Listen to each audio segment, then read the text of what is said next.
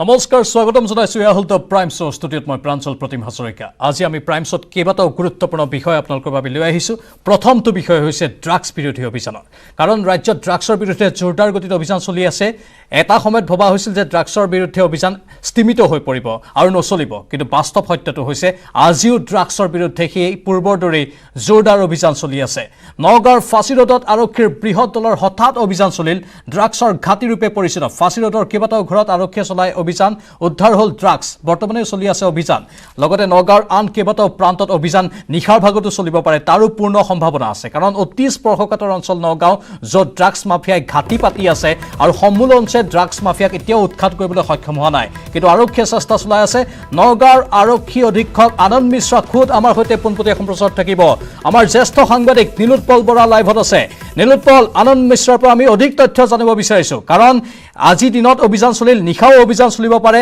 কাইলৈ পৰহিলে আৰু জোৰদাৰ গতিত অভিযান চলিব মানে যিটো আশংকা কৰিছিল জনসাধাৰণে যে ড্ৰাগছৰ বিৰুদ্ধে অভিযান চলি আছিল মাজত থমকি ৰব কিন্তু সেয়া আৰক্ষীয়ে হ'বলৈ নিদিয়ে জোৰদাৰ গতিত চলিয়ে থাকিব অভিযান নহয় জানো নিশ্চয় নিশ্চয় প্ৰাঞ্জল জোৰদাৰ গতিত অভিযান চলিব ড্ৰাগছৰ বিৰুদ্ধে আৰু নগাঁৱৰ আৰক্ষী অধীক্ষক আনন্দ মিশ্ৰা যেতিয়াৰ পৰা নগাঁৱত যোগদান কৰিছে তেতিয়াৰ পৰা ড্ৰাগছৰ বিৰুদ্ধে নগাঁৱত তীব্ৰ অভিযান চলিছে আৰু বহু ড্ৰাগছ পেডলাৰ ড্ৰাগছ মাফিয়া ইতিমধ্যে আৰক্ষীয়ে গ্ৰেপ্তাৰ কৰিবলৈ সক্ষম হৈছে কেইবাজনো গুলীবিদ্ধ হৈছে আৰু আমি আজি যি ঘটনা সংঘটিত হৈছিলে আজি নগাঁৱৰ যি ফাঁচী ৰোড বুলি ক'লে সকলোৱে জানে ফাঁচী ৰোডত প্ৰতি বছৰেই কিন্তু ড্ৰাগছ উদ্ধাৰ কৰা হয় কিন্তু তাৰ পিছতো ফাঁচী ৰোডত কিন্তু ড্ৰাগছৰ ব্যৱসায় শেষ হোৱা নাই নগাঁৱৰ আৰক্ষী অধীক্ষক আজি আনন্দ মিশ্ৰা সেই স্থানলৈ গৈছিলে আৰু নগাঁও আৰক্ষী অধীক্ষক আনন্দ মিশ্ৰাই সেই স্থানত গৈ পেলাই যেতিয়া উপস্থিত আছিল তেওঁ কৈছিল যে কোনো কাৰণতে ড্ৰাগছ ব্যৱসায়ীৰ বিৰুদ্ধে অভিযান স্তব্ধ নহয় আৰু আন এটা কথা প্ৰাঞ্জল আমি ক'ব লাগিব যে যিটো কথা হৈছে যে ড্ৰাগছ ব্যৱসায়ীয়ে কিন্তু কৌশল ব্যৱহাৰ কৰিছে শৌচাগাৰ টেংকিত ড্ৰাগছ লুকাই ৰাখিছে বা মহিলা একাংশ মহিলা কিন্তু আৰক্ষীৰ বিৰুদ্ধে তেওঁলোকে ব্যৱহাৰ কৰে আৰু সেইবাবে আজি হয়তো নগাঁও আৰক্ষীয়ে নতুন কৌশল লৈছে সংবাদ মাধ্যমক লগত লৈ অভিযান চলাইছে মই আপোনাৰ পৰা জানিবলৈ চেষ্টা কৰিম ছাৰ আজি যিটো অভিযান চলিছিলে ফাঁচী ৰোড ছাৰ ইয়াৰ পূৰ্বে আপোনালোকে বহুবাৰ ড্ৰাগছ ধৰিছে কিন্তু সেই ঠাইত বহু লোকক গ্ৰেপ্তাৰ কৰাৰ পিছত ড্ৰাগছৰ ব্যৱসায় কিন্তু চলি আছে হয় ফাঁচী ৰোড যিটো আছে একটা মানে ইয়াত ওৱান অফ দ্য মষ্ট বদনাম এৰিয়াজ আছিলে যিটো ড্ৰাগছৰ কাৰণে লাইক আপুনি কোনো জেগা নাপালে ফাঁচী ৰোডত ড্ৰাগছ পাব ইয়াত মানে এনেকুৱা একটা ঘাটি হৈ উঠিছিলে লাইক কি প্ৰত্যেক ঘৰ almost every house was involve in to drugs trade peddling কৰিব বা যি কৰিব তাৰপিছত এতিয়া একটা চিৰিজ অফ ৰেডছ আমি কৰিলোঁ আৰু তাত বহুত মানুহ ধৰা গ'ল তো তাৰপিছত বন্ধ আছিলে এতিয়া আকৌ আজি খবৰ পালোঁ ৰাতিপুৱা কি এইটো এটা আকৌ ইয়াত কোনো আৰম্ভ কৰাৰ চেষ্টা কৰিছে তো ইমিডিয়েটলি এটা টিম আণ্ডাৰ DSP হেডকোৱাৰ্টাৰ আমাৰ ত্ৰিদীপ কুমাং আছে তাৰ লিডাৰশ্বিপত এটা টিম পঠোৱা হ'ল আৰু প্ৰত্যেক অলমষ্ট বহুতমান ঘৰ চেকিং কৰা হ'ল আৰু এটা বৃহৎ পৰিমাণত আমি ড্ৰাগছ তাত দিয়া পাইছোঁ মষ্টলি এই যে কেপচুলছ টেবলেটছ আৰু যিটো লিকো চিৰাপ হয় দ্য ৱৰ্ষ্ট পাৰ্ট ৱাজ এই যিমান ড্ৰাগছ আছিলে সেইটো লুকাই ৰাখিছিলে টয়লেটৰ সেপ্টিক ট্যাঙ্কৰ ভিতৰত মানে ইমান নোংৰা জায়গা কি আপনি মানে সালে বুঝি না পাবা গুড আওয়ার টিম সে ভাবিছিল কি আমি পুলিশ তাত হাত না লগাব বা এইটো না চাব কিন্তু যে আমার অ্যান্টি নার্কোটিক স্কোয়াডের টিম সব পুরা খান্দি ওলাইছে তো দ্যাট ওয়ে আমি লাগি আছো আর দুজন মহিলাক তাত দিয়া গ্ৰেপ্তাৰ কৰা হৈছে দু তিনজন মানুহ পলাই আছে তাত এইটো ভিৰৰ ফায়দা উঠাই কিন্তু আমি নাম পাইছো কোনে কোনে আছিলে তাত যে ব্যাকওয়ার্ড লিংকেজ আছে ক'ত দিয়া পাইছে সেইটো অলপ আমি লিংক পাইছো আৰু ক'ত যাব কি হ'ব হেটোও পাইছো তো তাৰপিছত এতিয়া ফাঁচী ৰোডটো ক্লিয়াৰ কৰা আমাৰ এটা জিম্মেদাৰি হ'ল হেটো আমি যে একবাৰ এটো ক্লিয়াৰ কৰি দিলেই যে এটো ঠিক হৈ যাব এটো না হয় আমাক কন্টিনিউয়াস অপাৰেশনস চলাই যাব লাগে এটো কনসলিডেট কৰিব লাগে আৰু এটো আমাৰ মন আমি আগতে এনেকৈ ভাবিছিলো কি একবাৰ দুবাৰ ক্লিয়াৰ কৰি দিলে নাকি ঠিক হৈ যাব কিন্তু এটো যেটো বুজি আছো কি অলপমান মৌকা পালেই মানুহটো আকৌ কৰিব সেই কাৰণে আমাৰ কামটো আৰু বাঢ়ি আছে আৰু বাঢ়ি গৈছে এটো কিন্তু আমি নিৰন্তৰ এটো কৰি যাম এটো 1 মিনিটৰ এই না হয় যত আমি আজি কলো কি যত ৰাখিব লাগে জাহান্নুমত ৰাখিলে আমি তাত দিয়ে উলাই লৈ আহিম আৰু পুলিচক যে বদনাম দিয়াৰ চেষ্টা কৰে কি মানে মহিলা মানুহ আগত কৰি দিয়ে কি পুলিচক ওপৰত দোষ দিব তো সেই কথাটো লৈ আমি ক'ব বিচাৰো কি যদি আমাৰ লগত আমাৰ সমাজ আমাৰ লগত আছে যে ভাল মানুহ আছে যদি আমাৰ লগত আছে আপোনাৰ যে বিশ্বাস আছে আমাৰ ওপৰত কি আমি যে কামটো কৰি আছো প্ৰফেশনালি কৰি আছো আৰু আমি ইন দ্য পাব্লিক ইন্টাৰেষ্ট কৰি আছো ইমান দিন তক আমি কেতিয়াও পিছ না হম যে আমাৰ ওপৰত আৰোপ লগাব বিচাৰি লগাব দিওক আমাৰ যে প্ৰফেশনাল কামটো কৰা আছে যেটো লফুল কাম কৰি আছে আমাৰ যে স্ট্যান্ডাৰ্ড অপাৰেটিং প্ৰসিজাৰ্স হেতু মানি লৈ আমাৰ কাম আমি কৰি যাম আৰু স্যাৰ আৰু এটা কথা আপোনাক জানিবলৈ চেষ্টা কৰিম প্ৰথম চৰকাৰখন যেতিয়া গঠন হৈছিলে তাৰ পিছতে ড্ৰাগছৰ বিৰুদ্ধে অভিযান তীব্ৰতৰ কৰিছে একাংশ লোকে কিন্তু সমালোচনা কৰিছিলে যে প্ৰথমতে দেখুৱালে তাৰপিছত স্তব্ধ হৈ যাব কিন্তু আপুনি কৈছে ড্ৰাগছৰ বিৰুদ্ধে অভিযান চলি থাকিব স্তব্ধ নহয় মুখ্যমন্ত্ৰী ডক্টৰ হিমন্ত বিশ্ব শৰ্মাই ড্ৰাগছৰ বিৰুদ্ধে কঠোৰ স্থিতি লৈছে আৰু সেই কঠোৰ স্থিতি এতিয়াও আপোনালোকৰ আছে 100% থাকিব সেইটো কেতিয়া কথাই নহয় যিমান দিন এইটো কোনো ইলিগেল কাম হ'ব ড্ৰাগছৰ লৈতো একদম জিৰ' টলাৰেঞ্চ থাকিবই যিমান দিন অলপ মানুহ যদি ড্ৰাগছৰ লৈ কথা ভাবিলেও আমি এক্টিভ থাকিম আমি কেতিয়াও সেইটো ষ্টপ নহ'ম যিমান টাইম আছো ইয়াত আমি এইটো কণ্টিনিউৱাছ অপাৰেশ্যন চলি থাকিব তিমান দিন লাষ্ট মেন আমি গিৰাই নাদিওঁ এইটো যিটো ড্ৰাগছৰ লৈ আছে সিমান দিন আমাৰ অপাৰেশ্যন কণ্টিনিউৱাছ চলি থাকিব অবাধ্য হৈ নীলোৎপল নগাঁও পুলিচৰ অপাৰেশ্যন চলাই আছে ডেফিনেটলি এতিয়াও চলি আছে অলমষ্ট নিশ্চয় নীলোৎপল কিন্তু অসমৰ জনসাধাৰণে পাহৰা নাই আজিৰ পৰা দুদিনমান পূৰ্বে নগাঁও আৰক্ষীৰ কেইবাগৰাকীও সাহসী আৰক্ষী বিষয়াই কেনেধৰণৰ অৱস্থাৰ সন্মুখীন হৈছিল আক্ৰমণ কৰা হৈছিল চিকিৎসালয়ত গৈ আপুনি পোনপটীয়া সম্প্ৰচাৰ দেখুৱাইছিল সেইসমূহ ঘটনাই এটা কথাই প্ৰমাণ কৰে যে আৰক্ষী অত্যন্ত সাহসী হৈ পৰিছে বিশেষকৈ নগাঁও আৰক্ষী নহয় জানো নিশ্চয় নিশ্চয় প্ৰাঞ্জল গুৰুত্বপূৰ্ণ কথা নগাঁও আৰক্ষী যি সাহসী পদক্ষেপ আমি সেয়া ক'বই লাগিব কাৰণ এগৰাকী 58 বছৰীয়া আৰক্ষী বিষয়াই কিন্তু 6জন মাত্ৰ যি লগত নিৰাপত্তাৰক্ষী লৈ 4টা দুৰ্ধৰ্ষ ডকাইতৰ বিৰুদ্ধে যুঁজিছিলে আৰু সেই কথা কিন্তু আমি ক'বই লাগিব ছাৰ আপোনাৰ পৰা চেষ্টা কৰিম নগাঁও আৰক্ষী আজিৰ পৰা কেইদিনমান পূৰ্বে 4টা দুৰ্ধৰ্ষ ডকাইতৰ বিৰুদ্ধে যুঁজিছিলে কেইবাজনো আঘাতপ্ৰাপ্ত হৈছিলে 2জন আৰক্ষী আঘাতপ্ৰাপ্ত হৈছিলে এটা ডকাইত নিহত হৈছিলে কিন্তু আৰক্ষীয়ে কিন্তু এতিয়া অপৰাধীক বৰ্তমান সাহসেৰে কিন্তু যুঁজ দিছে আৰক্ষীও কিন্তু এটা মনোবল পাইছে উৎসাহ পাইছে নিশ্চয় নিশ্চয় সেইটো পাইছে আমাৰ যিটো 58 ইয়াৰ্ছ অল্ড আমাৰ আলোক যিজনে আমাৰ OC আছিলে বটদ্ৰৱা সৰি খাটৱাল তো যে যেনেকা সাহস দেখালে যেনেকা মানে এইটো একটা ফাইট ব্যাক কৰিছে তাৰ ওপৰত ইমান ঘাতক মানে আটাক কৰিছে ইনজাৰ্ড হোৱাৰ পিছতো তাক তো সেইটো দেখায় কি আমি পুৰা আমাৰ মনোবল হাই আছে কেতিয়াও মনোবল আমাৰ না ভাঙে যিমান দিন আমাৰ অলপ মানুহ যদি কোনো আমি কৈ আছো বাৰবাৰ ইলিগালিটি যদি ভাবে আমাৰ হেতু ইলিগাল বস্তু চালিয়ে আমাৰ কিন্তু দম আৰু মনোবল বাঢ়ি যায় কি হেতু আমি ভাঙিবই লাগে যি হোক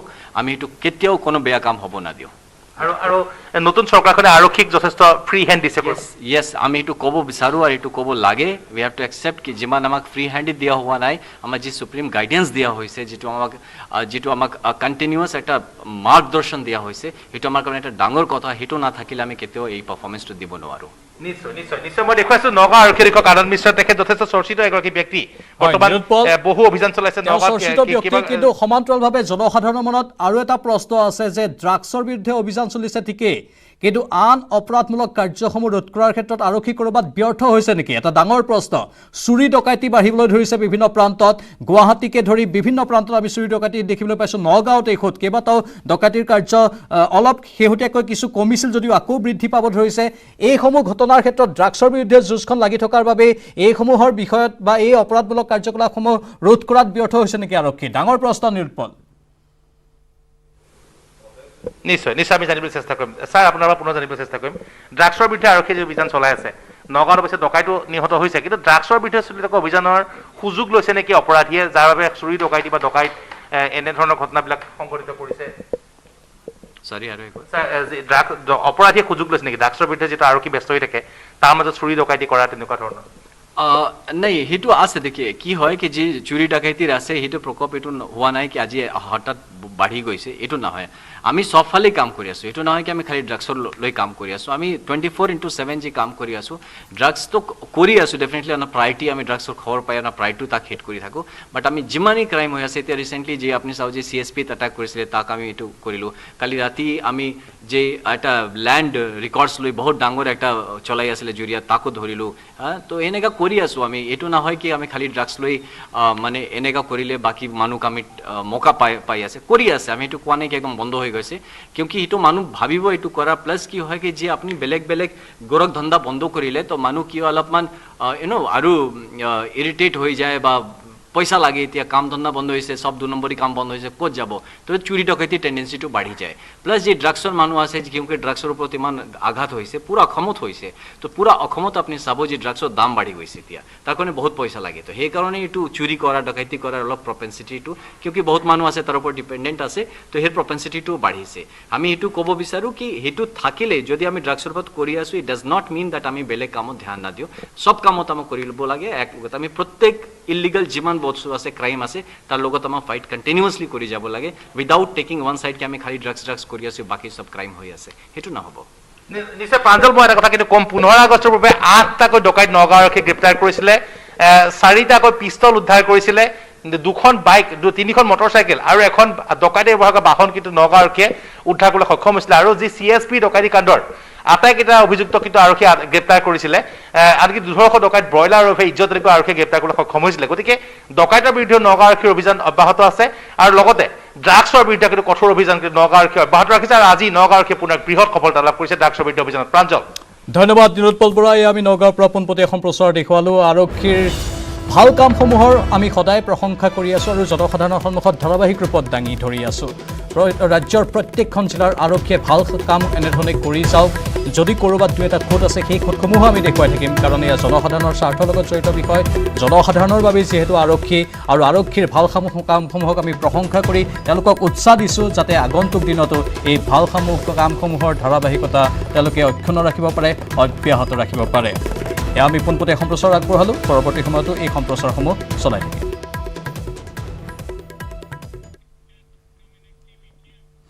আজিৰ দিনটোৰ আন এক গুৰুত্বপূৰ্ণ বিষয়, চৰকাৰৰ শেহতীয়া SOP দেখি মূৰত সৰগ ভাগি পৰিছে ৰাজ্যৰ শ শ দূৰণিবতীয়া বাছৰ গৰাকী তথা চালক কৰ্মচাৰীৰ। দিন হাজিৰা কৰিব লগা হোৱা বাছৰ গৰাকীয়ে শীঘ্ৰে বাছ চলাচলৰ অনুমতি জনাবলৈ আহ্বান জনালে চৰকাৰক। বাছ চলাচলৰ অনুমতি নিদিলে চৰম সিদ্ধান্ত লোৱাৰ হুংকাৰ জনপ্ৰিয় লিখক তথা চালক ৰূপম দত্তৰ। দূৰণিবতীয়া বাছৰ গৰাকী কৰ্মচাৰীৰ হুংকাৰ, নাখাই মৰাতকৈ কৰোণাত মৰিম, প্ৰয়োজনত আত্মহত্যা কৰিম। কিন্তু বাছৰ ক্ষেত্ৰত আন্তঃজিলা যাতায়াতৰ অনুমতি নিদিয়ালৈ নেৰো বাছ আস্থান। এই বিষয়টোৰ ওপৰত কালিও আমি আলোচনা কৰিছিলোঁ, কালিও এই কথাখিনি উত্থাপন কৰিছিলোঁ। আমাৰ কেইবাগৰাকী সাংবাদিক পোনপটীয়া সম্প্ৰচাৰত আছিল, কিন্তু তাৰ পাছতো চৰকাৰে গুৰুত্ব দিয়া নাই, তাৰ বিপৰীতেহে মন্তব্য প্ৰকাশ কৰিছে। আৰু ইতিমধ্যে কৈছে যে বাছ আস্থান নেৰো, সকলো বাছ কৰ্মীয়ে বা সকলো ধৰণৰ চালক হেণ্ডিমেনে বা বাছ মালিকসকলে এই ভাষ্য শ শ চালক হেণ্ডিমেনক নেতৃত্ব দিয়া জনপ্ৰিয় লিখক তথা বাছ চালক ৰূপম দত্তৰো। মুখলৈ চাব নোৱাৰা অৱস্থা, পেটৰ কথা আহে, তেতিয়া মানুহে যিকোনো কাম কৰিবলৈ কুণ্ঠাবোধ নকৰে। আমি মাস্ক নিপিন্ধা হৈ গ'লোঁ, যাতে কৰোণা হওক, আমাৰ বেমাৰ হওক, মৰি যাওঁ, যাতে কোনোবাই মাৰি পেলাই আমাক কিবা এটা কৰক, মুঠতে আত্মহত্যা কৰিব লাগিব আৰু বেলেগ পথ নাই আমাৰ হাতত। আনফালে কৰ্মচাৰীৰ লগতে চৰকাৰী নিষেধাজ্ঞাৰ বাবে পানীত হাঁহ নচৰা অৱস্থা হৈছে এতিয়া বাছৰ গৰাকীৰো। মাহৰ পিছত মাহ বাছৰ চকা ঘূৰা নাই যদিও গৰাকীয়ে নিয়মিতভাৱে দি থাকিব লগা হৈছে ৰোড টেক্স আৰু ইঞ্চুৰেঞ্চৰ প্ৰিমিয়াম। নৱীকৰণ কৰি থাকিব লগা হৈছে পাৰ্মিট। ভোটৰ ওপৰত দানহ পৰা দি শতকৰ ঘৰৰ দিশে আগবাঢ়িছে ইন্ধনৰ মূল্য। এনে অৱস্থাত দিন হাজিৰা কৰিব লগা হৈছে বহু বাছৰ মালিক বা গৰাকীয়ে। আমি এনেকৈতো আৰু ঘৰলৈ এইবাৰ ঘূৰি নাযাওঁ, ইয়াতে থাকিম ISBTত, যি হয় যি নহয় দেখা যাব। কালি 10টা বজাৰ পৰা মোৰ লাগিছে আমি যেন বৃহৎ এটা ৰাজনৈতিক চক্ৰান্তৰ বলি হ'বলৈ গৈছোঁ। আচলতে মই নাজানো দেই, মই ৰাজনীতিৰ পৰা সঁচাকৈ দূৰত, আৰু কোনোদিন মই একোৱেই কৰি পোৱা নাই ৰাজনীতি বাই হাৰ্ট, মই কোনোদিন মই পলিটিক্স কৰি পোৱা নাই। কালিৰ পৰা লাগিছে যে অকল চব চলি আছে, অকল এই বাছখিনি কিয় ৰৈ আছে, ইয়াত কিবা ষড়যন্ত্ৰ এটা আছে নিচিনা লাগিছে, কিন্তু কি আছে সেইটো মইতো নাজানো। আৰু মই কৈছোঁ আমাক এই ষড়যন্ত্ৰৰ পৰা আঁতৰত ৰাখক। আমি সঁচাকৈ সৰল মানুহ, সহজ মানুহ, আমি ৰাতি ঘূৰি ফুৰা মানুহ, আমাক ৰাতি এৰি দিব লাগে আৰু আমাক এই ৰাজনীতিৰ পৰা অকণমান আঁতৰত ৰাখিব লাগে, যদি কোনোবাই ৰাখিছে, মই সেইটোৱে ক'ম। দত্তৰ পোনপটীয়া অভিযোগ, ৰেল চলিব পাৰিলে কিয় বাছ নচলিব? বিহাৰৰ পৰা অহা গাড়ীয়ে গুৱাহাটী ISBTত যাত্ৰী নমাই উভতি যাব পাৰিলে এখন জিলাৰ পৰা আন এখন জিলালৈ বাছ কিয় চলিব নোৱাৰে? এটা অত্যন্ত স্পৰ্শকাতৰ বিষয়ত তেওঁৰ এই প্ৰশ্ন। আমাৰ বাছৰ মালিক আজি গৈ পেলাই হাজিৰা কৰিবলগীয়া অৱস্থা এটা পৰিৱেশ সৃষ্টি হৈছে, কিন্তু চৰকাৰে আমাৰ ফালে কোনো মাহিয়াই দৃষ্টিৰেও এবাৰলৈ হ'লেও আমাক চোৱা দেখা যোৱা নাই। যেনে ধৰি লওক ৰোড টেক্স, ইঞ্চুৰেঞ্চ, পাৰ্মিট সকলোখিনি আমি বনাই থাকিবলগীয়া হৈছে, তাত কিন্তু আমাক কোনোপধ্যে তেওঁলোকে ৰেহাই দিয়া দেখা পোৱা নাই। আৰু দ্বিতীয় কথাটো হ'ল কি, বৰ্তমান তেলৰ দাম তেওঁলোকে নিজৰ হেৰিখিনি বঢ়াবৰ কাৰণে যিখিনি তেলৰ দাম বঢ়াইছে, আজি 95 টকা লিটাৰ, 95 টকাৰ লিটাৰত আজি এখন বাছ চলোৱাটো সম্ভৱ নহয়।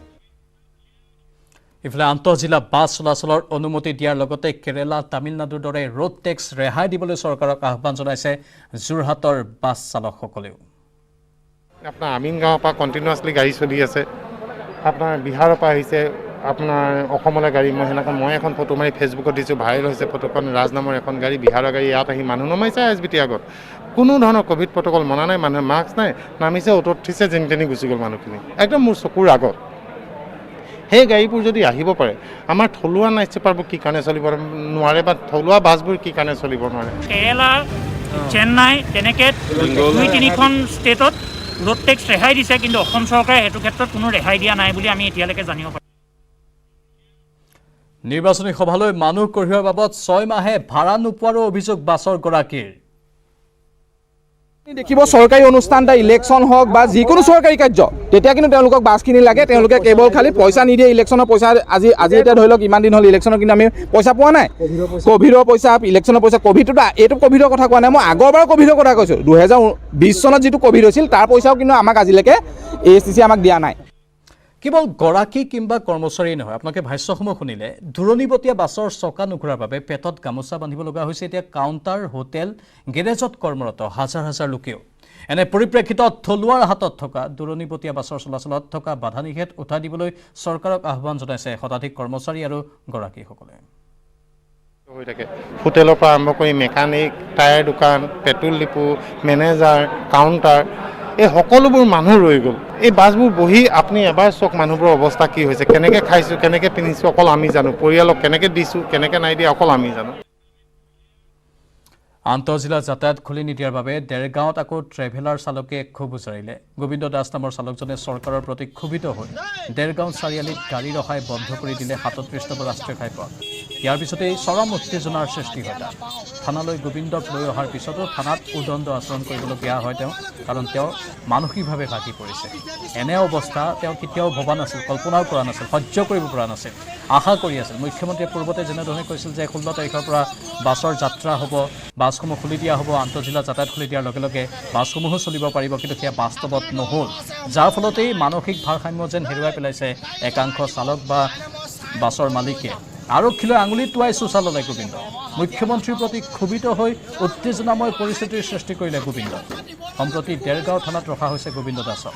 জব্দ কৰা হৈছে তেওঁৰ ট্ৰেভেলাৰখন। আপুনি বিশ্বাস কৰিব নি? 52 বিঘা মাটি মালিক বুলি আপুনি বিশ্বাস কৰিব না? তুমি যে আজি গাড়ী যে হেৰি কৰিছা, ৰাস্তাত পঠাই দিছা, কিয় কাৰণে, কি খং? মই গাড়ী চলাই ঘৰখন ধুনীয়াকৈ চলাই থাকো, ববাকো কেতিয়াবা 10-20 টকা সহায় কৰো। ববাই নিজৰ মাটি বাউণ্ডেৰীটো মুঠতে ক্লিয়াৰ কৰি দিছে, খেতি পথাৰ ধান খেতি কৰে, বালিত একো নকৰে। এতিয়া ধান খেতি কৰি নেব, পইচাই নাপায়। এতিয়া কি হ'ল? আজি কি হৈছে? আজি কেলে খং উঠিলে? আজি কি কৰিল? 8টা ডিষ্ট্ৰিক্ট 16 তাৰিখৰ পৰা খুলি দিম বুলি কৈছিলে।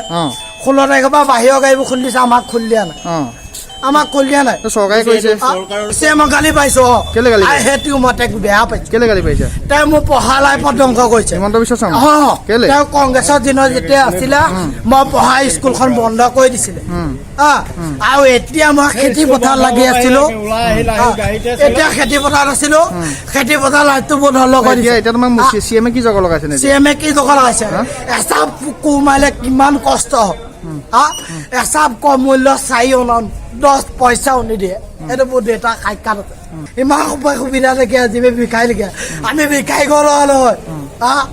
আমি বিজেপি চৰকাৰক মাতি 2 কথা 3 কথা দি দিছো। বিজেপি চৰকাৰ মিলাল চকাবোৰ নিজে ঘৰত লাল চক খাই সেই মানুহটো আজি মোৰ ঘৰৰ কথা ভাবিব লাগে নাই? আজি ববা কিবোৰ 120 টকীয়া হাফ পেণ্ট ভাল নহয় দেই। এই মানুহটো আজি ডেৰগাঁও চাইলে। এই মন্তব্যসমূহ যে আপোনালোকে শুনিলে, এওঁলোকে এজনেতো মানসিক ভাৰসাম্য হেৰুৱাই পেলাইছে, তেওঁৰ অৱস্থা শোচনীয় হৈ পৰিছে। তাৰ পূৰ্বৰ যিসমূহ ভাষ্য, এই মন্তব্যসমূহৰ পৰা আপোনালোকে অনুমান কৰিব পাৰিছে এওঁলোকৰ পৰিয়ালত প্ৰকৃততে কেনে এক পৰিস্থিতিৰ সৃষ্টি হৈছে। আপুনি হয়তো কল্পনা কৰিব পাৰিছে। তাৰ বাবে আমি অসম্পাদিত ৰূপতেই এইখিনি তথ্য আপোনালোকৰ সন্মুখত দাঙি থৈলোঁ। এবাৰ এওঁলোকৰ মৰ্মবেদনা উপলব্ধি কৰাটো অত্যন্ত প্ৰয়োজন। আমাৰ জ্যেষ্ঠ সাংবাদিক বলেন ভট্টাচাৰ্য আছে লাইভত, কাৰণ তেওঁ আজি দিনটো এইসকল বাছ চালক, বাছ মালিক, হেণ্ডিমেনৰ সৈতে পাৰ কৰিছিল। তেওঁ প্ৰতিটো মুহূৰ্তত তেওঁলোকৰ সৈতে আছিল, কালিৰ পৰা তেওঁ আছিল আৰু তেওঁলোকৰ ভাষ্যসমূহ সংগ্ৰহ কৰি আছিল। বলেন ভট্টাচাৰ্য, যিমান সহজভাৱে চৰকাৰে এই বিষয়টোক ভাবিছে সিমান সহজ নহয়। ইয়াত কিমান কৰ্মচাৰী আছে, কিমান বাছ চালক আছে, কিমান বাছ মালিক আছে, তেওঁলোকৰ পৰিয়ালত এতিয়া কেনে এক অৱস্থা, পানীত হাঁহ নচৰা অৱস্থা। আৰু বহলকৈ আমি বৰ্ণাব নালাগে এতিয়া এইখিনি ভাষ্য শুনাৰ পাছত। আপুনি কওকচোন বাৰু, আজি মুখ্যমন্ত্ৰীয়ে কৈছে যে 1 ছেপ্টেম্বৰৰ পৰা এতিয়া খুলি দিব। এইকেইদিনত খুলি দিয়াৰ ব্যৱস্থাটো নহ'ল। তেওঁ গুৱাহাটী মহানগৰীৰ উদাহৰণ দাঙি ধৰিছে। ক'ভিডৰ সংক্ৰমণ এতিয়াও কমা নাই, তাৰ বিপৰীতে কিন্তু ৰেল চলি আছে, উৰাজাহাজ চলি আছে। কালিও আমি এই বিষয়টো আলোচনা কৰিছিলোঁ। বলেন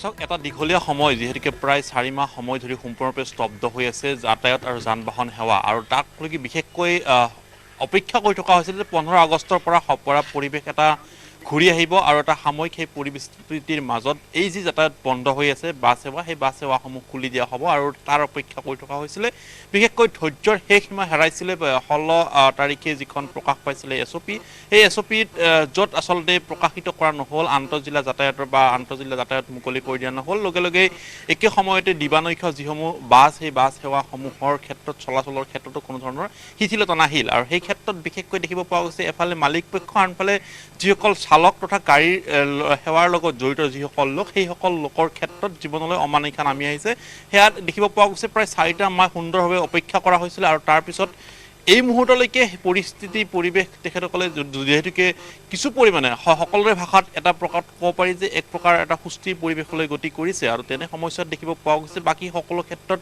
শিথিলতা আহিছে মাথোন দিবানৈশ বাছসমূহ চলাচলৰ ক্ষেত্ৰতে শিথিলতা অহা নাই চৰ্ত সাপেক্ষে তেখেতসকলে প্ৰশ্ন উত্থাপন কৰা হৈছিলে যদি উৰাজাহাজ বা ট্ৰেইনসমূহ চলাচল কৰাত কোনো ধৰণৰ বাধা নাই বা দূৰণিবতীয়া যিসমূহ বহিৰাজ্যৰ পৰা অসমলৈ অহা বা বাছৰ আগমনৰ ক্ষেত্ৰত কোনো যদি বাধা নাই তেতিয়াহ'লে অসমত থকা সেইসমূহ দিবানৈশ বাছ চলাচলত বাধাৰ প্ৰশ্ন কি হ'ব পাৰে ঠিক একেদৰে কোৱা হৈছিলে যে যদি এইসমূহ বাছ চলাচল কৰিবলৈ দিয়া হয় তেতিয়াহ'লে তেখেতসকলক নিৰ্দিষ্ট স্থানৰ পৰা এটা নিৰ্দিষ্ট স্থানলৈকে লৈ যোৱাৰ ক্ষেত্ৰত লাগিলে ক'ভিড পৰীক্ষাই হওক বা 50% যাত্ৰী কঢ়িয়াব পৰা ব্যৱস্থাই হওক এনেকুৱা ধৰণৰ চৰ্ত সাপেক্ষেও যদি চলাবলৈ দিয়া হ'লেহেঁতেন তেতিয়াহ'লে তেখেতসকলৰ আপত্তি নাছিলে গতিকে কোনো ধৰণৰ আলোচনা কোনো ধৰণৰ ব্যৱস্থা নোকোৱাকৈ মাথোন দেখিব পোৱা গৈছে দীৰ্ঘ সময় যদি ব্যাহত হৈ থকাৰ ক্ষেত্ৰত যিহেতুকে পৰিৱেশ যেতিয়া বেয়া আছিল তেতিয়া কেতিয়াও হয়তো এইসকল চালক মালিক সন্থাই কেতিয়াও দাবী কৰা নাছিলে যে বাছ সেৱা তেখেতসকলে চলাব কিন্তু এতিয়া যিহেতুকে পৰিৱেশ কিছু পৰিমাণে উন্নত হৈছে গতিকে তেখেতসকলে দাবী উত্থাপন কৰিছিলে আৰু বিশেষকৈ জীৱন তথা জীৱিকা চলাই নিয়াৰ ক্ষেত্ৰত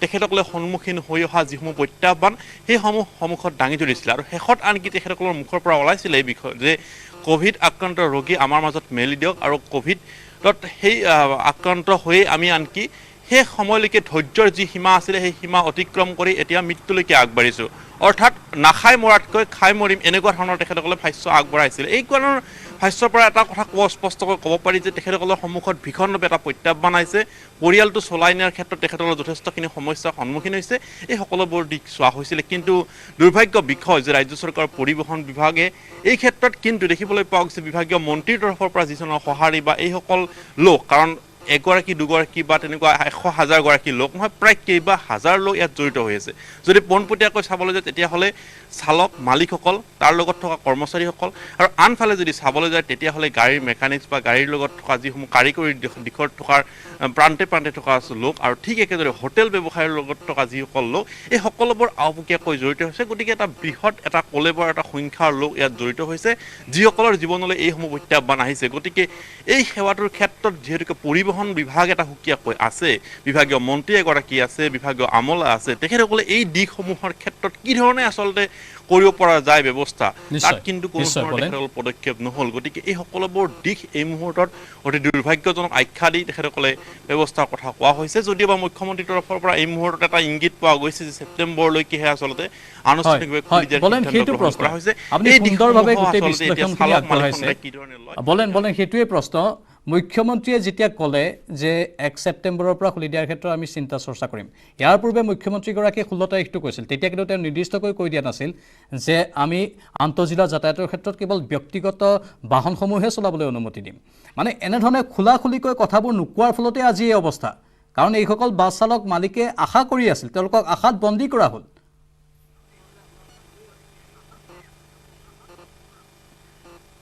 নিশ্চয়কৈ তেখেতসকলে আশা কৰিছিলে যে সকলো ক্ষেত্ৰতে এটা শিথিলতা আহিব যিহেতুকে ইতিমধ্যে সান্ধ্য ক্ষেত্ৰত শিথিলতা অনা হৈছে বাকী অন্যান্য ব্যৱসায় অনুষ্ঠান প্ৰতিষ্ঠানসমূহৰ ক্ষেত্ৰত শিথিলতা অনা হৈছে মাথোন এই ক্ষেত্ৰত আচলতে শিথিলতা কিয় অনা নহ'ল বা তেখেতসকলৰ চলাচলৰ ক্ষেত্ৰত আৰু অধিক কঠোৰ পদ্ধতিৰ ব্যৱস্থাৰ মাজেৰে তেখেতসকলক চলাচল কৰিবলৈ কিয় দিয়া নহ'ল এই বিষয়টো স্বাভাৱিকতে সকলোৰে মাজত এক প্ৰশ্ন গতিকে এই প্ৰশ্নটোৰ ক্ষেত্ৰত যদি মুকলিমূৰীয়াভাৱে যদি পূৰ্বেই যদি এটা তাৰিখ নিৰ্ধাৰণ প্ৰকাশ কৰা হ'লহেঁতেন যে ইমান তাৰিখৰ ভিতৰত এটা নিৰ্দিষ্ট সীমাৰেখাৰ ভিতৰত বা নিৰ্দিষ্ট যদি ভাৱত যদি ক'ভিড আক্ৰান্তৰ সংখ্যা হ্ৰাস পাই আহে তেতিয়াহ'লে এটা নিৰ্দিষ্ট সময়ত এই খুলি দিয়া হ'ব যাতায়াতটো খুলি দিয়া হ'ব সেই বিষয়টোৰ ক্ষেত্ৰত কিন্তু দেখিবলৈ পোৱা গ'ল তেনেকুৱা ধৰণৰ কোনো স্পষ্ট ইংগিত প্ৰকাশ কৰা নহ'ল যদিওবা আজিৰ এই পৰিৱেশ বা আজি যি ISB ডিভিজনৰ যিসকল চালকে ডিভিজন সংবাদ মাধ্যমত তেখেতসকলে মত পোষণ কৰিব লগা হ'ল তাৰপিছত মুখ্যমন্ত্ৰী এটা ভাষ্য আগবঢ়াইছে যে 1 ছেপ্টেম্বৰ অৰ্থাৎ এই মুহূৰ্তলৈকেও প্ৰায় এটা প্ৰায় 12 দিন সময় আছে গতিকে এই সময়খিনিৰ ভিতৰত তেখেতসকলক দিয়া হৈছে গতিকে যদি পূৰ্বে তেনেকুৱা ধৰণৰ স্থিতি এটা প্ৰকাশ কৰিলা হ'লহেঁতেন তেতিয়াহ'লে হয়তো আজি এনেকুৱা এটা পৰিৱেশ নহ'লহেঁতেন কাৰণ বলেন এনেকুৱা হৈছে নেকি প্ৰত্যেকটো সিদ্ধান্ততে আমি দেখিছোঁ পূৰ্বৰ সিদ্ধান্তটো চৰকাৰখন গঠন হোৱাৰ পাছতেই কিছু পৰিমাণে যেন শোলঠেকত পৰে এজন মন্ত্ৰীয়ে যদি এটা কথা কয় আকৌ পাছত মুখ্যমন্ত্ৰীয়ে কথাবোৰ সলনি কৰিবলগীয়া হয় মানে ক'ৰবাত সিদ্ধান্ত লওঁতে তেওঁলোক বেমেজালিৰ সন্মুখীন হয় বা তেওঁলোকে সিদ্ধান্তটো ভালকৈ ল'ব নোৱাৰে এনেধৰণৰ অৱস্থা হৈছে নেকি নতুন চৰকাৰখনৰ আমি কিন্তু বডি লেংগুৱেজ বা আকাৰে ইংগিতে তেওঁলোকৰ কথা বতৰাত কিন্তু সেইটোৱে অনুমান কৰিবলৈ এতিয়া বাধ্য হৈছোঁ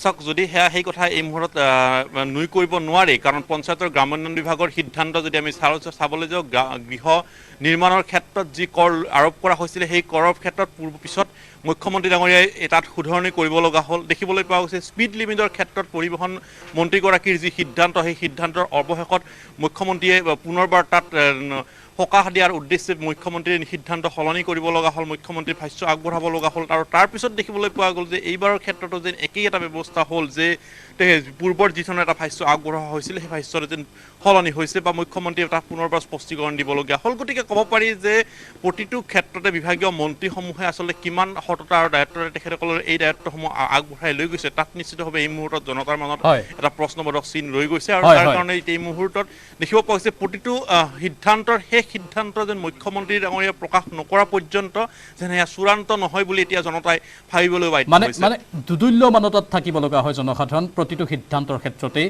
সেইটো হ'ব নালাগে চৰকাৰ যিহেতু অভিভাৱক সেয়েহে ভাবি চিন্তি এবাৰেই সিদ্ধান্ত দিব লাগে ইমান দুদুল্য মানতা কিয় এইবোৰ হ'ব নালাগে সেইটো অত্যন্ত গুৰুত্বপূৰ্ণ কথা আমি পোনপটীয়াকৈ এই কথাটো উল্লেখ কৰিছোঁ ইফালে যেহেতু আমি মুখ্যমন্ত্ৰীৰ মন্তব্যৰ কথা ক'লোঁ বলেন আপোনাক ধন্যবাদ জ্ঞাপন কৰিছোঁ মুখ্যমন্ত্ৰীৰ মন্তব্যৰ কথা যেহেতু আমি ক'লোঁ চালক হেণ্ডিমেনৰ কাটৰ আহ্বানৰ পিছত দূৰণিবতীয়া বাছ চলাচলক লৈ নিজৰ মতামত জনাইছে মুখ্যমন্ত্ৰীয়ে 1 ছেপ্টেম্বৰত এতিয়া খুলি দিয়া হ'ব বুলি কৈছে কি ক'লে আৰু মুখ্যমন্ত্ৰীয়ে শুনাই ল'ব বিচাৰিছোঁ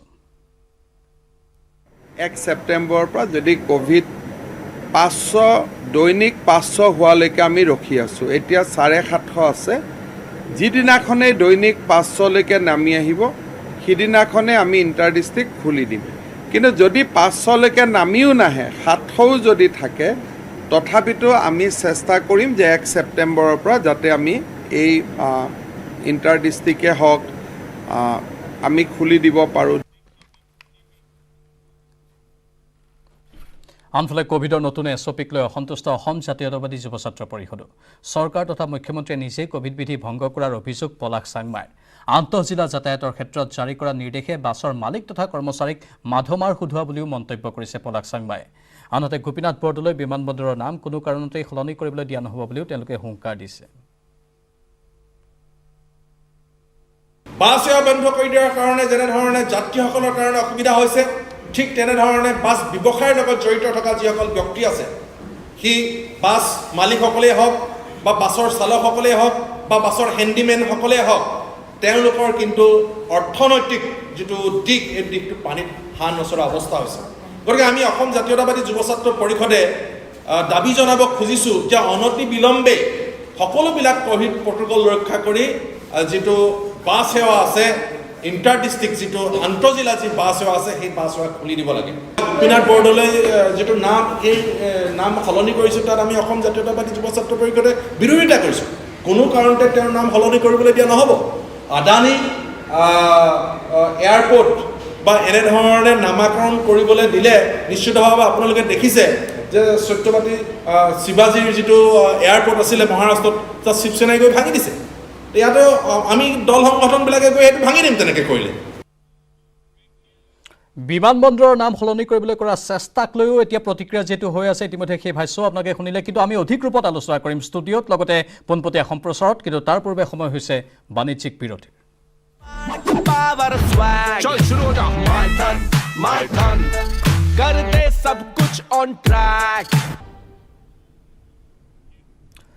আজিৰ দিনটোৰ আনটো গুৰুত্বপূৰ্ণ বিষয় এটা বিজ্ঞাপনক লৈ সামাজিক মাধ্যমত সৃষ্টি হৈছে ব্যাপক চৰ্চা আৰু বিতৰ্কৰ এই বিজ্ঞাপনটোত গোপীনাথ বৰদলৈ বিমানবন্দৰৰ নাম উল্লেখ কৰা হৈছে Adani Guwahati international airport limited এই বিজ্ঞাপন প্ৰচাৰ হোৱাৰ পিছতে সৃষ্টি হৈছে তীব্ৰ প্ৰতিক্ৰিয়াৰ অসমীয়াক চৰম অপমান কৰা বুলিও সামাজিক মাধ্যমত মন্তব্য কৰিছে অজস্ৰজনে গুৱাহাটী বিমানবন্দৰৰ নাম সলনিক লৈ ক্ষুব্ধ অসম জাতীয় পৰিষদৰ সভাপতি লুৰিণজ্যোতি গগৈ বিমানবন্দৰৰ নাম সলনি কৰিলে আন্দোলনৰ হুংকাৰ অসম জাতীয় পৰিষদৰ কি ক'লে তেওঁলোকে শুনাই লৈছোঁ।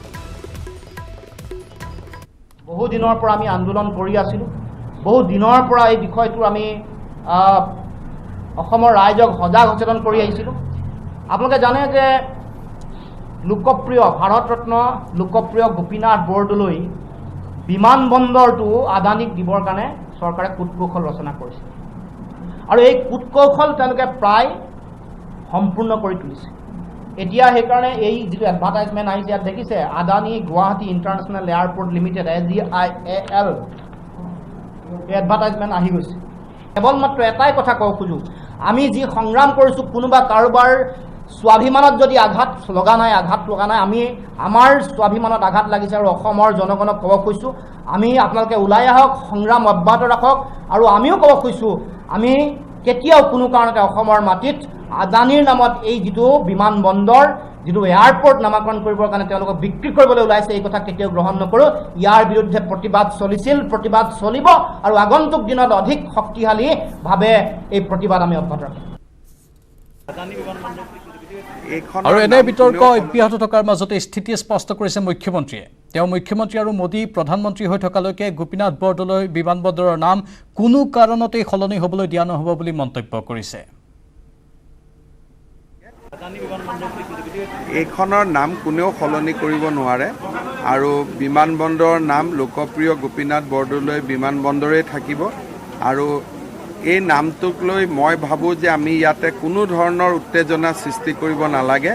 মই মুখ্যমন্ত্ৰী হৈ থকালৈকে, নৰেন্দ্ৰ মোদী হৈ থকালৈকে নামটো কোনেও পৰিৱৰ্তন কৰিব নোৱাৰে।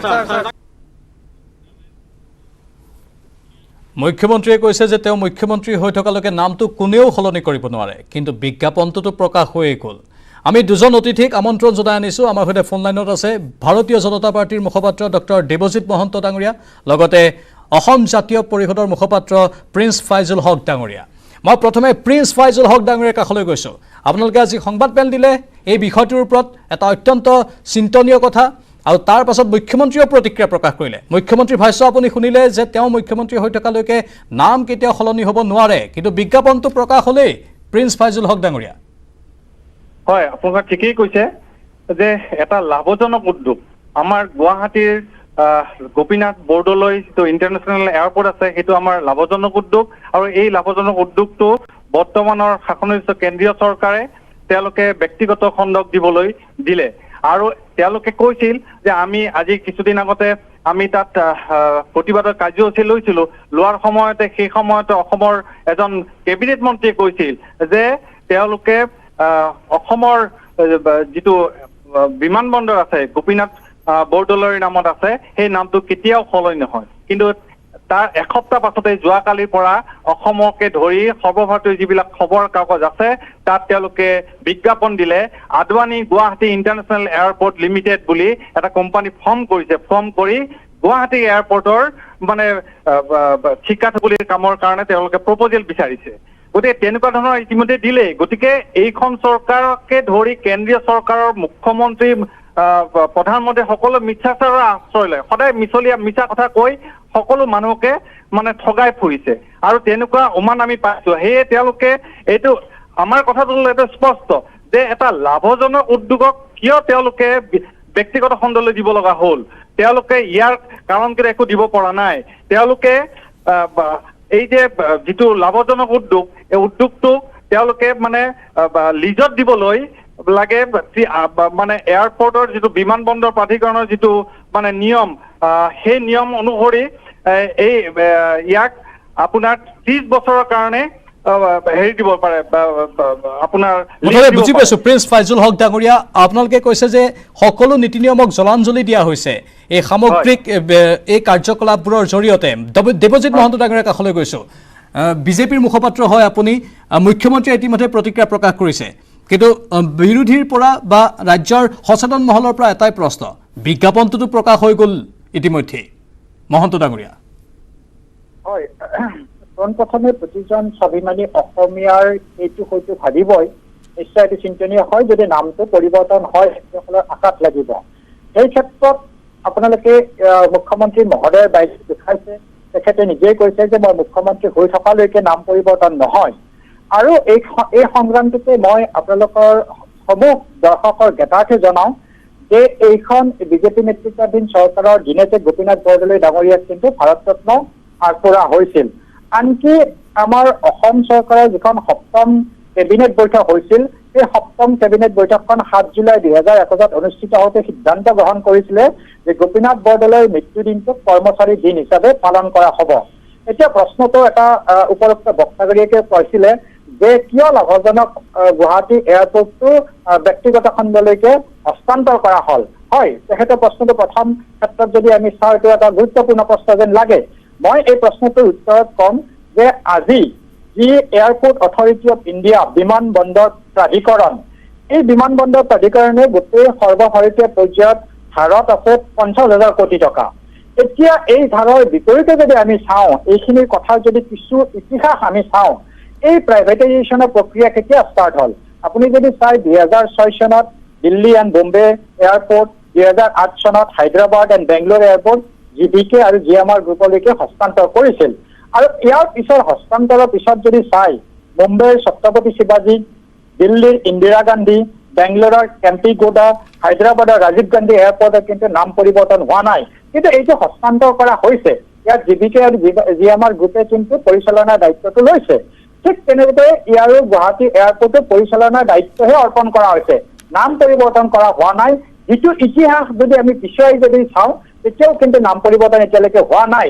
আনকি যদি হস্তান্তৰ প্ৰক্ৰিয়াৰ কথা আমি চাওঁ, ভাৰতত এতিয়ালৈকে 6টা এয়াৰপৰ্ট গান্ধী ফেমিলিৰ নামতে আছে আৰু নেহৰু আৰু গান্ধী ফেমিলিৰ নামত আছে, যাৰ নাম পৰিৱৰ্তন কিন্তু নিৰ্বিনিয়োজন প্ৰক্ৰিয়াৰ সময়তো আমাৰ চৰকাৰখনে নাম কিন্তু পৰিৱৰ্তন কৰা নাই।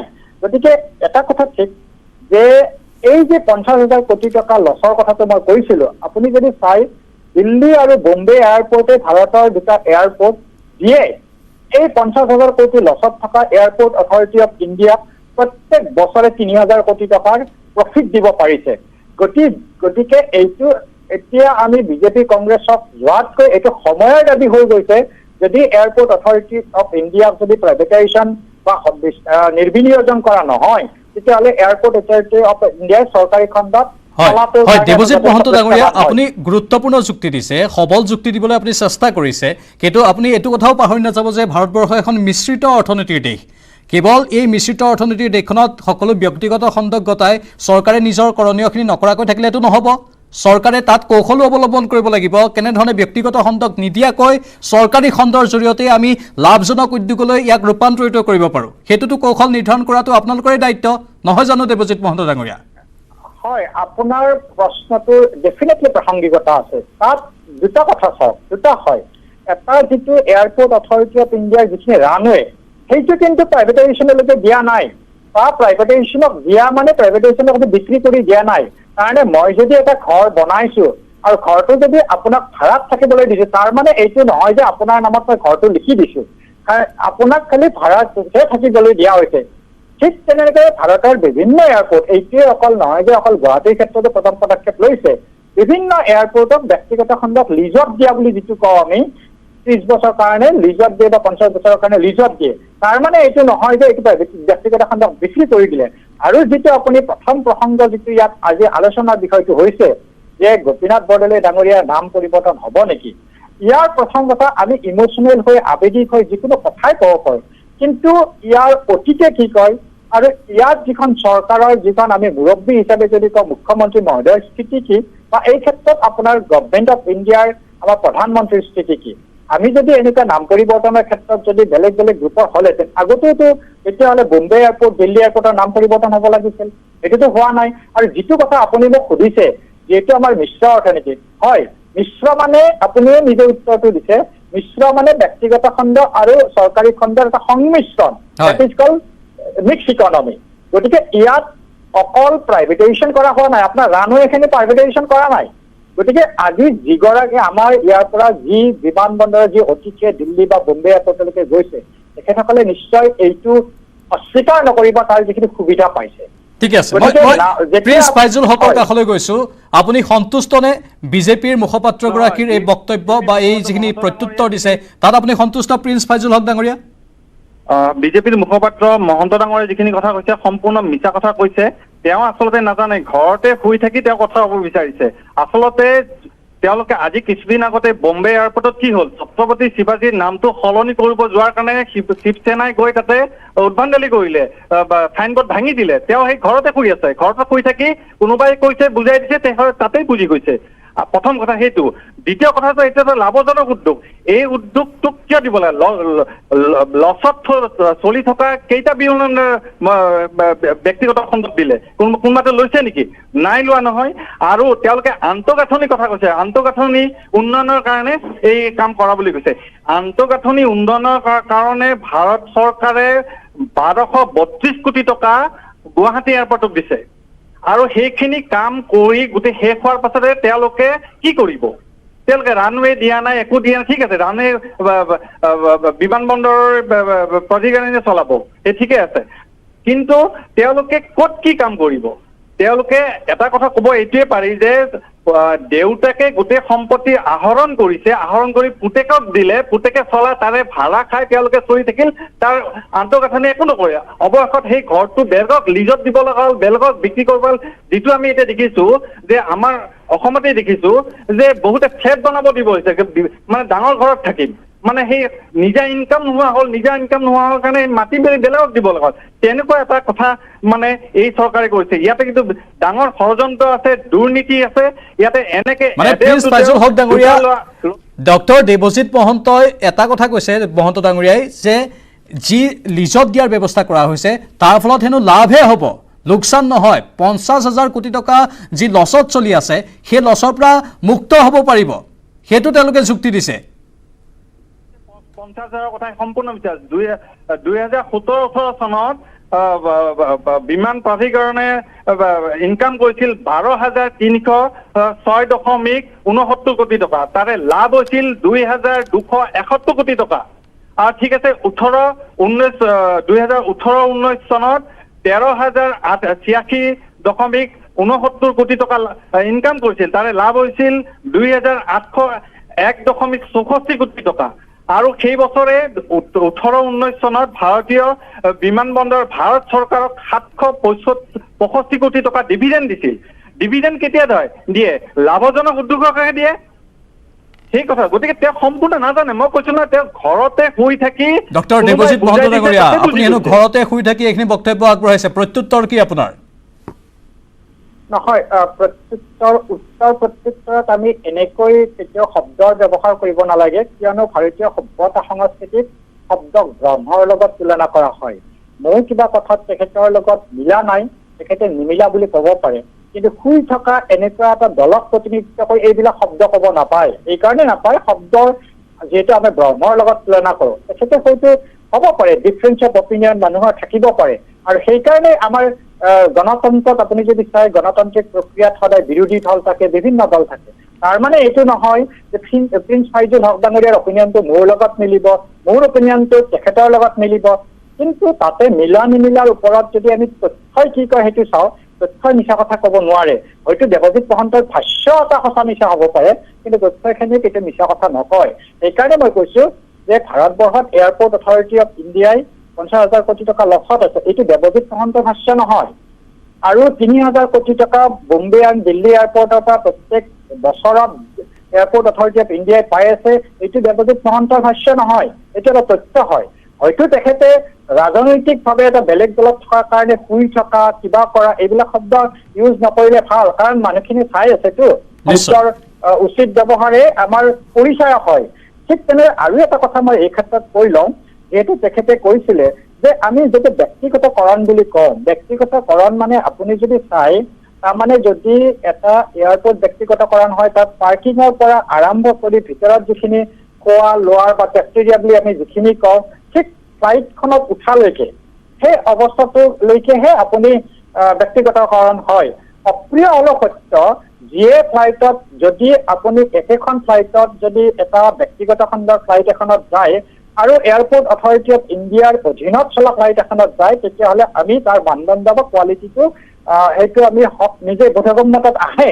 তাৰ মানে মই এইটো ক'ব যোৱা নাই যে চৰকাৰী খণ্ডৰ মানদণ্ড উন্নত হ'ব নালাগে, কিন্তু যিটো আমাৰ যিটো এটা কথা সঁচা যে আমি ব্যক্তিগত খণ্ডৰ লগত চৰকাৰী খণ্ডৰ যিটো এটা কৰ্ম আমাৰ এইটো কৰ্মৰ যিটো পৰিৱেশ সেই ক্ষেত্ৰত কিছু কিছু এইটো অপ্ৰিয় হলে সকলোৱে স্বীকাৰ কৰিব লাগিব হয় হয় দেৱজিৎ মহন্ত ডাঙৰীয়া সেইখিনি কথা স্বীকাৰ কৰোঁ কিন্তু সেইখিনি কথা মই প্ৰথমেই যিটো প্ৰশ্ন সুধিলোঁ চৰকাৰৰ কৌশলগত কিছু সিদ্ধান্তৰ জৰিয়তে সেইখিনি চৰকাৰেও কৰিব পাৰে ব্যক্তিগত খণ্ডক নিদিয়াকৈ নে কিবা বেলেগ স্বাৰ্থত ব্যক্তিগত খণ্ডৰ লাভ হোৱাকৈ কিবা অন্য স্বাৰ্থত তেওঁলোকক দিয়া হৈছে বৃহৎ বৃহৎ পুঁজিপতিক নহয় তাৰমানে এতিয়া ধৰি লওক আপুনি আমাৰ চৰকাৰখন যদি আমাৰ বিৰোধী পক্ষ বা আপোনাৰ কথাখিনিত যদি মই যদি ভুল বুজা নাই তাৰমানে কথাটো এনেকুৱা হয় যে এইটো ব্যক্তিগত খণ্ডক বৃহৎ কিবা এটা সুবিধা দিয়াৰ কাৰণে আদানী গ্ৰুপক যদি গুৱাহাটী এয়াৰপৰ্টৰ কথাই কওঁ আদানী গ্ৰুপক দিয়া হৈছে নেকি প্ৰথম আমি এনেকুৱাকৈ ভুল ব্যাখ্যা দিব নালাগে যেতিয়াই এটা এয়াৰপোৰ্ট যিকোনো এটা ব্যক্তিগত খণ্ডলৈকে হস্তান্তৰ কৰা হয় তাৰ মানে এইটো নহয় যে আদানী গ্ৰুপক মাতি আনি দিয়া হৈছে এইটো নহয়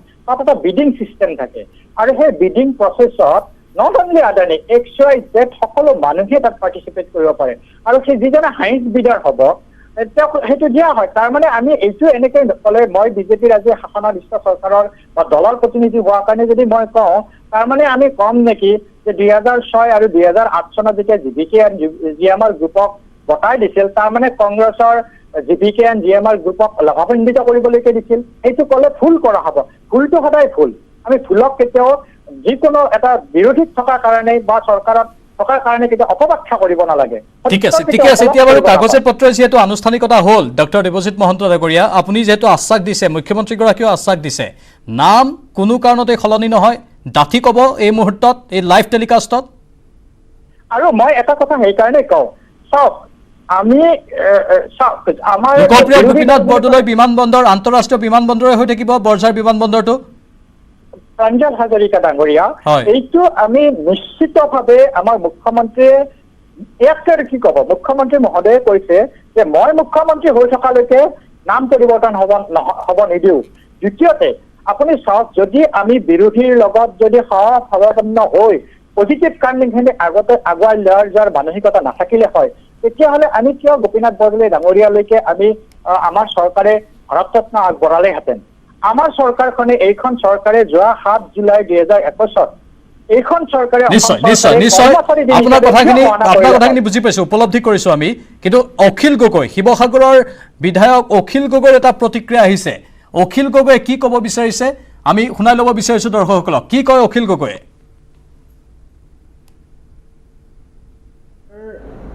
গোপীনাথ বৰদলৈ আন্তঃৰাষ্ট্ৰীয় বিমানবন্দৰটো গুৱাহাটী বিমানবন্দৰটো আজি দেখিলোঁ যে আদানীৰ নামত আদানী ইণ্টাৰনেশ্যনেল এয়াৰপৰ্ট কৰা হৈছে গুৱাহাটী বুলি কৰা হৈছে এইটো কোনোপধ্যে মানি ল'বলগীয়া বিষয় নহয় আমি কেতিয়াও আমাৰ প্ৰথমজন মুখ্যমন্ত্ৰী গোপীনাথ বৰদলৈৰ নামত থকা এই আন্তঃৰাষ্ট্ৰীয় বিমানবন্দৰটো গুজৰাটৰ মোদীৰ এজন পুঁজিপতি বন্ধু আদানীৰ নামত হোৱাটো আমি কেতিয়াও নিবিচাৰোঁ এয়া অসমীয়া জাতিৰ প্ৰতি এটা ঐতিহাসিক অন্যায় আৰু অসমৰ সম্পদ এনেকৈ ৰাজহুৱা সম্পদ এনেকৈ ব্যক্তিগত কোম্পানীৰ হাতত দি দিয়াটো কেতিয়াও মানি লোৱা নহ'ব সেইকাৰণে ৰাইজৰ দলৰ সভাপতি হিচাপে মই দাবী উত্থাপন কৰিছোঁ যে অনতি বিলম্বে আদানীৰ নাম কৰ্তন কৰিব লাগে আদানীক এই বিমানবন্দৰটো ব্যক্তিগতকৰণ কৰাটো বন্ধ কৰিব লাগে আৰু অনতি বিলম্বে এই বিমানবন্দৰটো পুনৰ গোপীনাথ বৰদলৈৰ নামত ৰাখি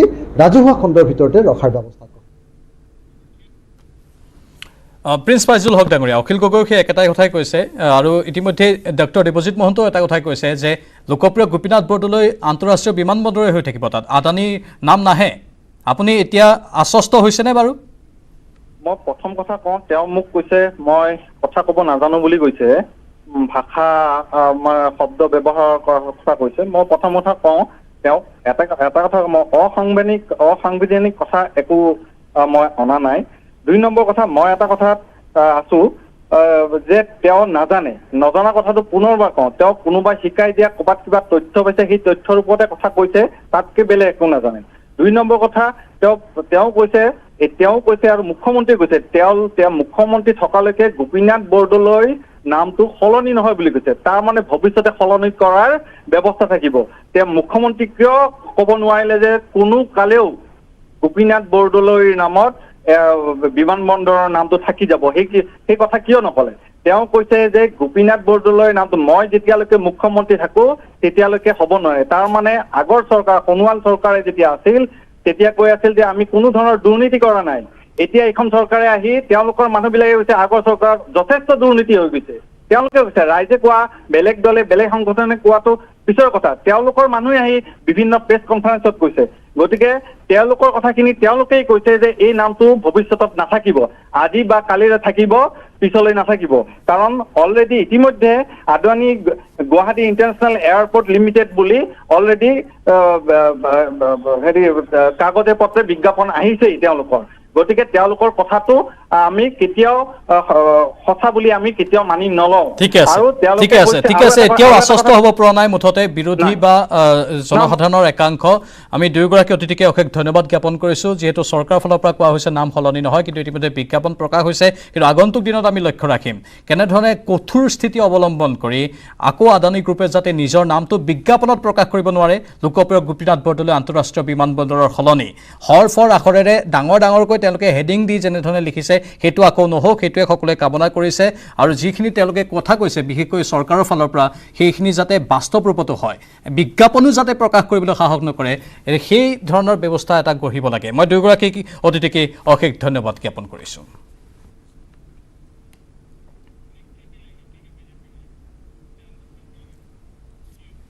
সভাপতি ভৱেশ কলিতাই আজি গঠন কৰিলে ৰাজ্যিক বিজেপিৰ পূৰ্ণাংগ কমিটি। পূৰ্বৰ ৰঞ্জিত দাস কমিটিৰ কেইবাজনো বিষয়ববীয়াক আঁতৰাই নতুন নেতাক দিয়া হৈছে কেইবাটাও গুৰুত্বপূৰ্ণ পদ। নতুন কমিটিখনত উপসভাপতিৰ দায়িত্ব দিয়া হৈছে সাংসদ ডঃ ৰাজদীপ ৰয়, তপন কুমাৰ গগৈ, ৰেখাৰাণী দাস বড়ো, বিজুলী কলিতা মেধি, বিধায়ক নৱকুমাৰ দলে, অশোক ভট্টৰায়, জয়ন্ত কুমাৰ দাস আৰু অজয় কোঁৱৰক। এইবাৰো সাধাৰণ সম্পাদকৰ দায়িত্ব প্ৰদান কৰা হৈছে সাংসদ পল্লৱ লোচন দাসক। সাধাৰণ সম্পাদক হিচাপে দায়িত্ব লাভ কৰিছে ফণীন্দ্ৰনাথ শৰ্মা, পল্লৱ লোচন দাস, পুলক গোহাঁই আৰু দীপ্তু ৰঞ্জন শৰ্মাই। সম্পাদক হিচাপে দায়িত্ব লাভ কৰিছে কনাৰ্ড পুৰকায়স্থ জগদীশ দত্ত, মেঘনা হাজৰিকা, অপৰাজিতা ভূঞা, বিধায়ক অজয় কুমাৰ ৰয়, বিধায়িকা নন্দিতা গাৰ্লোচা, টিনামণি দৈমাৰী আৰু বিকুল ডেকাই। অৱশ্যে কোষাধ্যক্ষৰ ক্ষেত্ৰত ঘটা নাই কোনো সাল সলনি।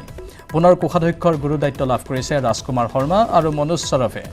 একেদৰে পূৰ্বৰ দৰে এইবাৰো সুশান্ত বিশ্বাসক দিয়া হৈছে কাৰ্যালয় সম্পাদকৰ দায়িত্ব। আনহাতে মহিলা মৰ্চাৰ সভানেত্ৰীৰ দায়িত্বৰ পৰা অপৰাজিতা ভূঞাক আঁতৰাই দায়িত্ব দিয়া হৈছে প্ৰাক্তন বিধায়িকা আঙুলতা ডেকা।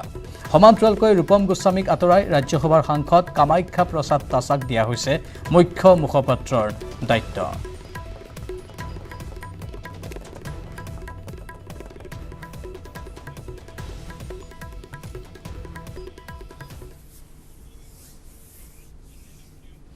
আৰু ইয়াৰ লগে লগে আজি দ্য প্ৰাইম শ্ব'ৰ পৰা বিদায় লৈছোঁ। নমস্কাৰ।